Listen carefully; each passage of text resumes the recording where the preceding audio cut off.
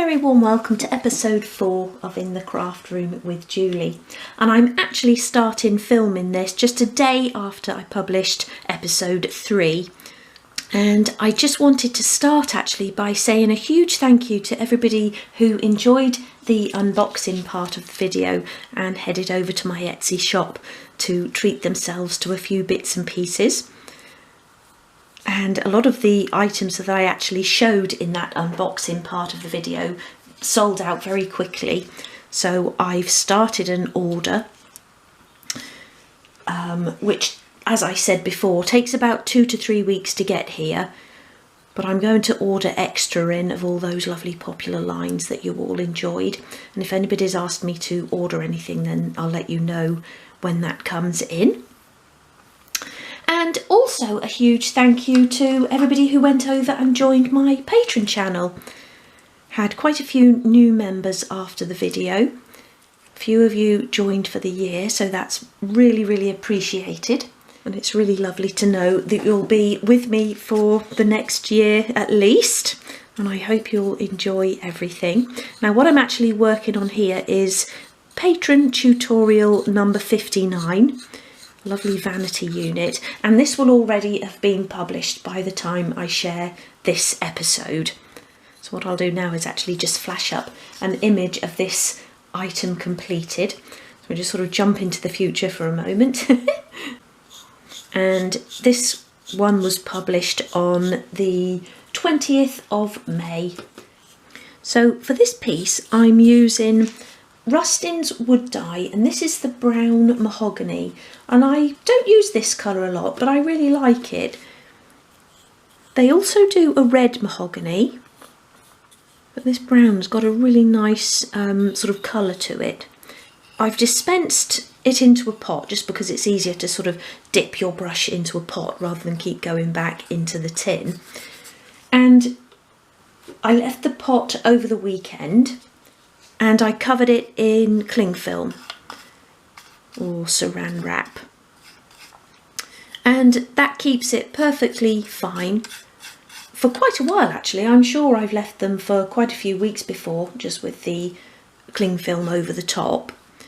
But what I would say is when you come back to it, do make sure that you give it a good stir, so give the pot a good sort of stir around. Otherwise, the same as with the tin, if you don't shake it well enough, you get that sort of orangey tint to the colour. So always just make sure you give it a good stir when you come back to it. And I really like these wood dyes just because you can mix them as well, and they have quite a few really nice shades. The other thing is you can apply as many coats as you like. So if you want a richer colour, then you just apply more coats. So just from even just one tin, you can actually get quite a lot of shades out of it. I normally apply 2 to 3 coats to get that nice sort of rich colour. But if you just want a wash, then you can just apply 1 coat, remove the excess with a bit of kitchen towel or an old cloth, and then you've got a sort of lighter shade as well. So they're really good value for money. I've actually treated myself to all of the shades. I haven't done a lot of mixing, to be honest. I think I did a Patreon monthly vlog episode, so what I call my Tea Biscuits and Doll's House Chatter monthly vlog, where I tried all of the colours. And they also actually do an ebony, so a black, and a white as well. So, you know, if you like experimenting with different shades, different colours with your furniture, then have a look at some of their shades. I don't sell them, unfortunately, just because they can't be sent through the post, so it's really difficult actually getting them to people.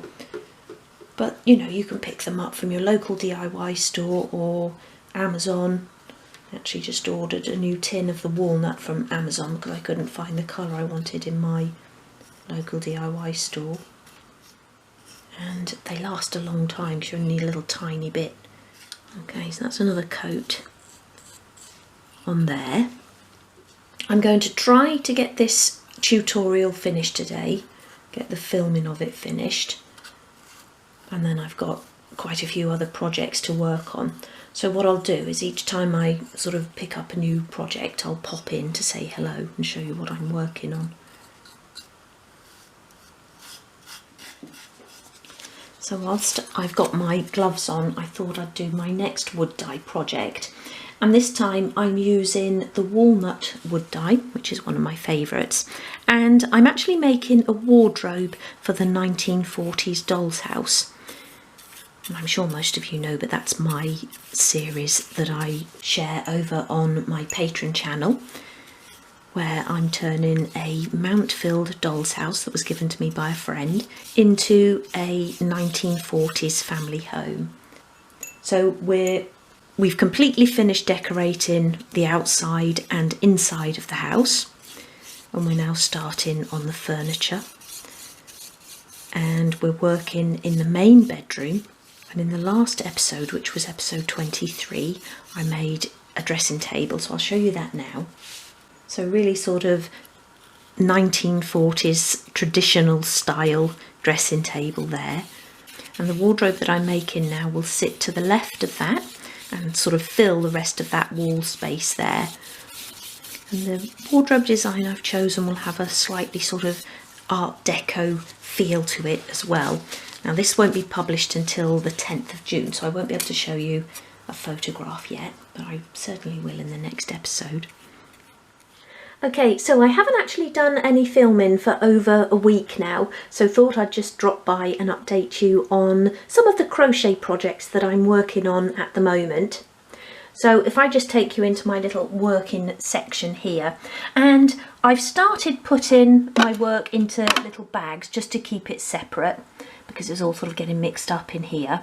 So I've got, if I just take my scissors and hook out, this is the little blanket to go on the back of the chair in my doll's house attic craft room. So I haven't really done much more to that. I've got about, is that 4 or 5 squares in there, so I need quite a few of those. And then I'm also working on a mixed white granny square throw there. So I need to make quite a few more, and then they all need surrounding in white as well. Doing the same with a black one, although I do find the black cotton quite hard to work with now, just because it's so difficult to see. Not so much when you're crocheting the squares, but when you're actually sewing them together. You really need to get a lot of bright light on that. And then I'm doing a little flower one as well here. Nice sort of little antique rose colours. A pink flower one. I've only done 1 square so far. And sometimes I just have the idea for a square, so I'll just sort of make it up to then come back to in future. So that's that one. Still working on the poinsettia throw, and I am going to be doing a tutorial for that. And then here I'm working on another little project, and I'm going to have a go at making some other bits and pieces using crochet. I'd like to try and make a little cardigan, and I'd also like to make some little bags and things like that. So I'm sort of doing a little practice run here with some smaller squares, so I'll let you know how I get on with that. And just really to say that this crochet box really does need a good tidy out. So as you're sort of using the cottons, if you don't sort of wind them all up, they just all start coming apart like this. And then I've got some of my cut ends all mixed in. So I really do need to give it a tidy, but again, just haven't really got around to doing that yet. So let me pop those back in there, and then I'll show you this one that I've almost finished. And this is going to be what I call a granny square patchwork blanket. So what I've done in this case is pick 3 colours plus the border colour, which is white, and then I make full squares in each of the colours, and I've done 2 of each full squares, and then I make 2 coloured squares, and then all the other squares, so every other one in the checkerboard effect, will be a mixed colour granny square with a white border. And these are really fun to do, and the whole squares make them a little bit quicker to finish as well. So as you can see, I've still got sort of 9 granny squares there to outline in white to make them all the same size.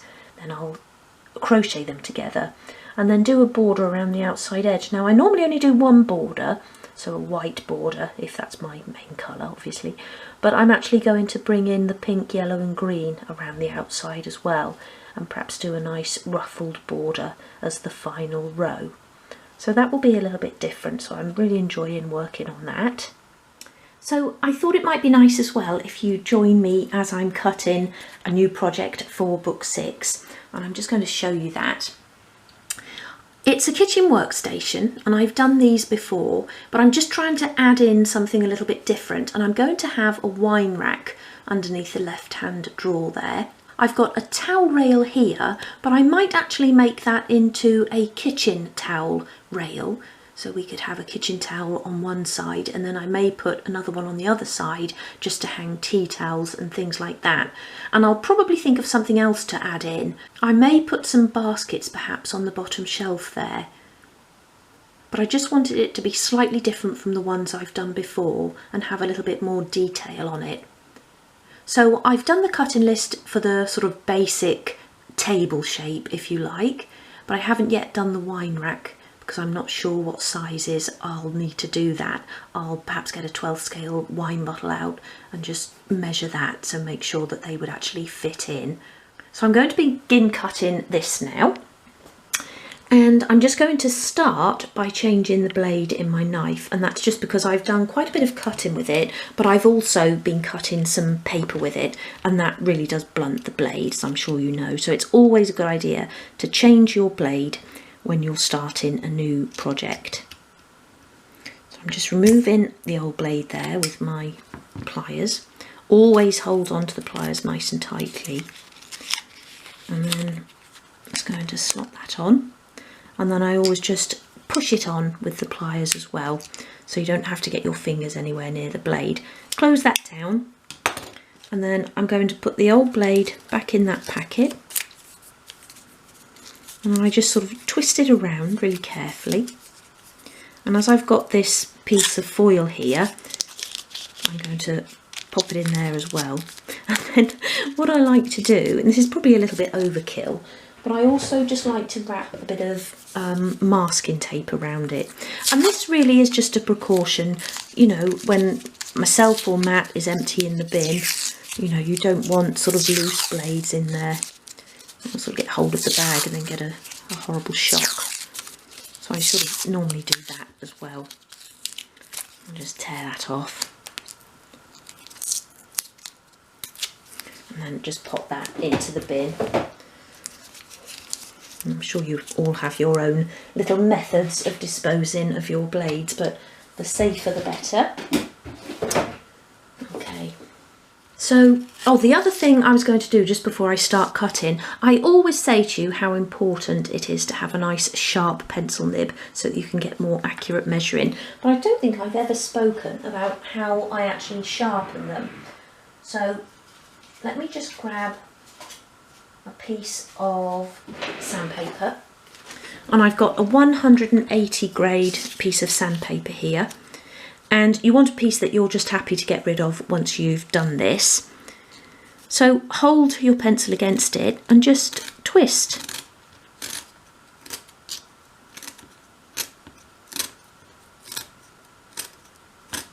And obviously you can't do this from, you know, if your pencil was blunt or if the nib had broken off. You need to have a nib in there.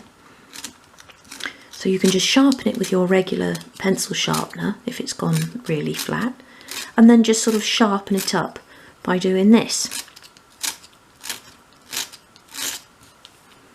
And then look at that nice sharp tip. Okay, so I'm going to begin then, and I always sort of recommend this by measuring my piece of wood, or checking it rather, against the lines on my cutting mat.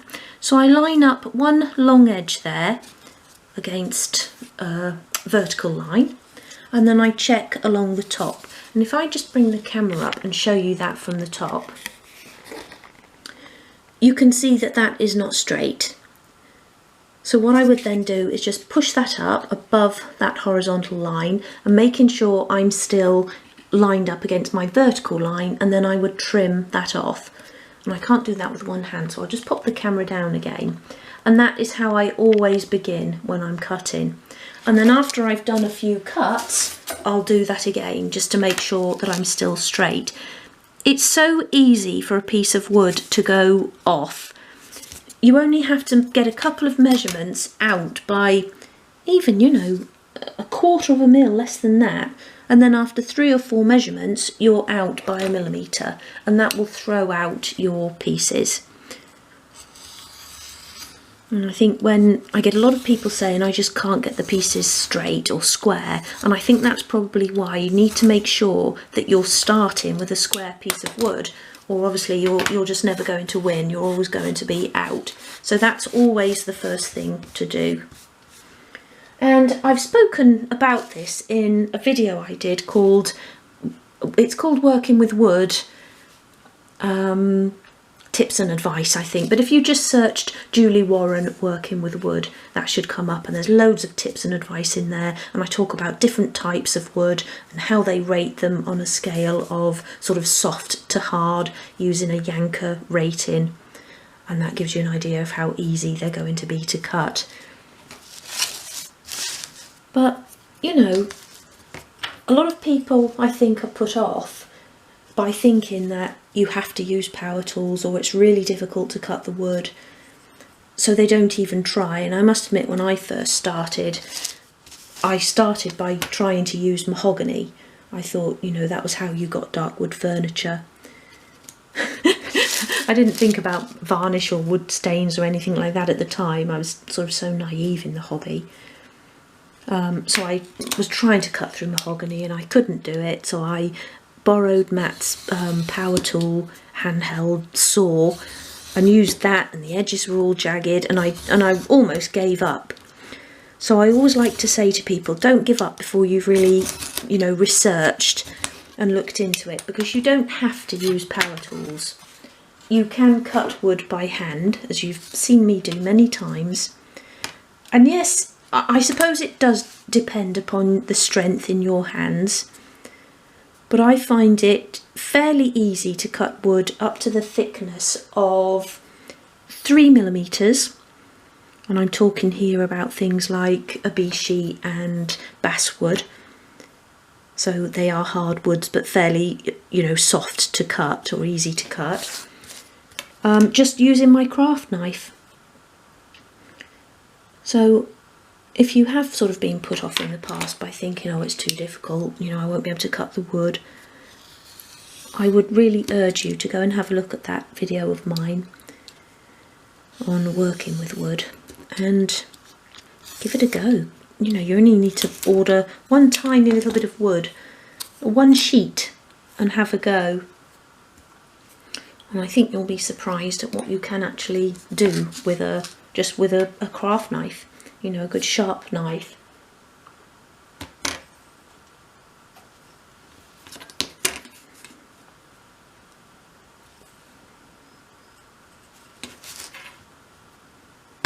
And the actual satisfaction you get from making your own furniture and being able to make a piece to fit in a space and not have to just rely on, you know, standard sizes of bought furniture.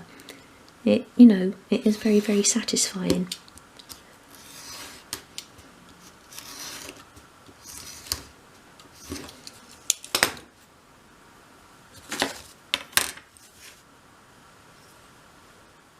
Okay, so that's all of the pieces cut then, apart from the drawer pieces and the wine rack, which I'll cut obviously once the main unit is built. So I'm now going to put these all to one side, ready to start the project in the next couple of days.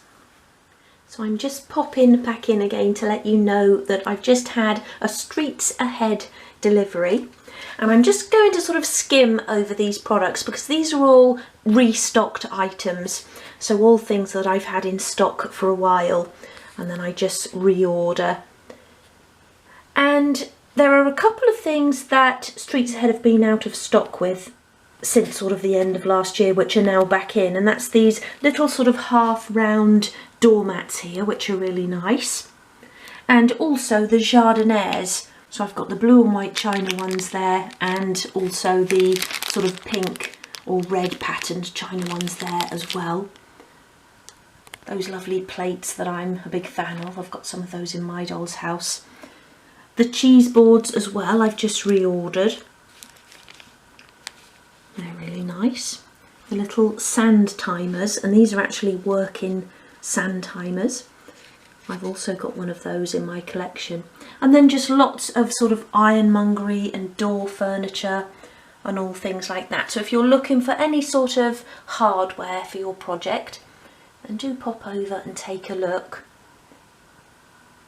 Those lovely little silver pedal bins there, really great if you've got a modern doll's house kitchen. They work as well, you can actually just pop the little lid up, so if you wanted to fill those with rubbish you could.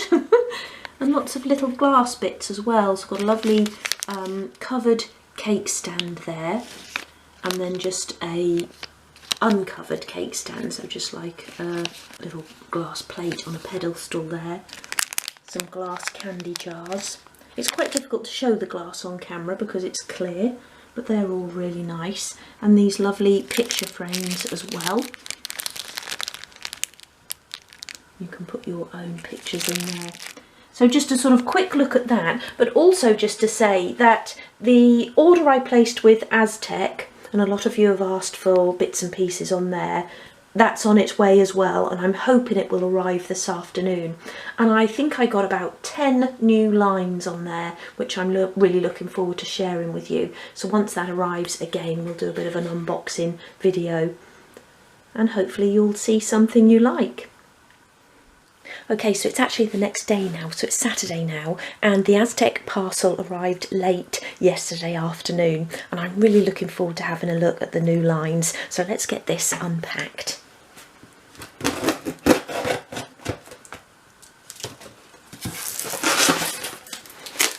So just pop the invoice to one side there. So what I'll do again is I'll get everything out. And I think what I'll do this time is actually unpack all of the new bits, so take them out of the packaging, just because I need to photograph them anyway for the Etsy shop, and that way you'll be able to see them a little bit more clearly. So I'll be back in a mo. Okay, so I've sorted everything out and checked it all off of the delivery note. And everything you see along here, along this main part of the desk, is all sort of restocked items. So I thought the best way just to very quickly show you those is to show you them actually in the Etsy shop. So I'm going to do a bit of a screenshot here. Okay, so if we just go from the top here. So all of these lines on this first page are restocked items. So I've got those lovely telescopes that sold out last time. I've just realised that for these keyholes I've actually got the wrong photograph. These are the Streets Ahead keyholes, and the ones from Aztec are a lot smaller and rounder, so I'll have to get a new photo of those, so I'll do that in a moment. And then those lovely paper roses, the perfume bottles. I'll just click onto one of those so you can actually see the whole range, and they're all slightly different for each sort of colour, and they're really nice and really small and true to scale as well. So I've got those in yellow, purple and pink. Those clear cups and saucers again, which I really love, and also in stock is a clear teapot, and I think they'd look really good as a set. Those little table clocks, and then lots of legs and wooden components as well as hardware. Got the pantyhose back into stock, or the stockings, and then those original perfume bottles there. Again, I'll click on that just to show you, and these come in the gold and the pink, and I really love those, and I've got a set of each of those in my collection. Just really nice sort of shapes and everything there. The yellow flowers there, the little pear teapot, really love that, and that was those pink bottles. Some nice blue and white china pieces.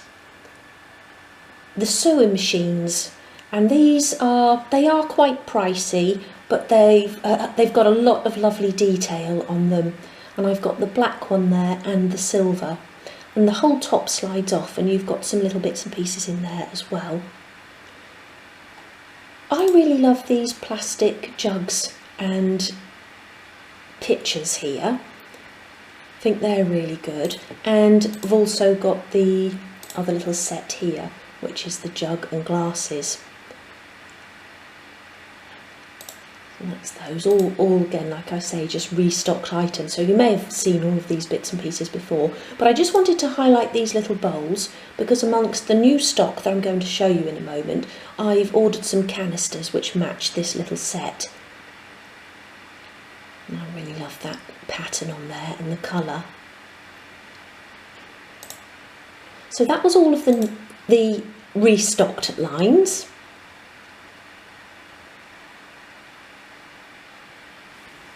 And then these things here, which I've just photographed for the shop, are all the new lines. So there are actually only 8 new lines, even though I'm pretty sure I ordered about 10 to 12 new bits and pieces. So obviously some of them are out of stock, but I'll check what I ordered against what came in and I'll try and reorder those. So I just want to show you each of these individually. So first of all, these lovely little canisters.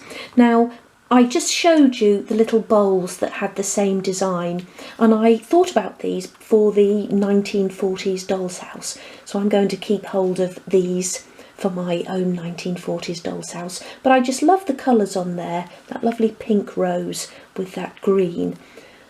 And I think one of the little bowls that I've got in my collection I'm going to be using in the bedroom, but these would also work really well in the kitchen. So I'll have those on a shelf in there. And another couple of pieces that I'm also going to be keeping for myself, this lovely blue and white plate. And I'm just sort of putting my fingers there so you can get an idea of the size, but obviously I'll give all of the measurements in the Etsy shop, so just pop down and have a look at the description and you'll see the exact measurements there. But I love the design of that. And I'm going to have in my doll's house dining room a really large dresser, similar to the one I've got here in real life, with a lovely blue and white china collection on it. So I'm collecting all the sort of blue and white pieces that I can get hold of. So I was really delighted to see this and the vase there, which again has got a really lovely pattern on it all the way around there. Let's put a couple of fingers there to show you the size of that. So that's a really nice size and would work as a vase just on its own as a decoration, or you could put some flowers in there. And another thing I'm keeping as well for my doll's house, this lovely clock. Now it is just a sticker clock, so it's not a working clock, but this actually suits my doll's house kitchen perfectly because I've already got a couple of pictures with cockerels and an ornament as well, so really pleased to have found that. And that's again a really nice size. I'm going to have that up on the mantelpiece in my kitchen. And then this lovely jug. Now this is quite a large jug, larger than I thought it would be, but I have actually got in real size some jugs that are really big and they look wonderful with flowers in, and you could put loads of flowers in and lots of greenery as well, and I think that would work really well as well in the doll's house. And you could have that either on a shelf or a table, or even just sort of standing on the floor in a hallway or something like that. So these oversized jugs can work in dolls' houses, though they're not sort of strictly 12th scale. But really nice shape on that, really nice finish as well, and I love that colour, really nice sort of ivory colour there. And then I've got the little washing up liquid bottles, and these are always popular, but I normally have them in the yellow, and I didn't realise they did the green as well, so really pleased to find those. And you may remember I used one of those in my kitchen room box. I think as well I've got one in my doll's house kitchen, but if not I'll use this green one. But I'm going to keep that in my collection because things like that always come in handy for displaying, and you can put your own little sticker on the front there.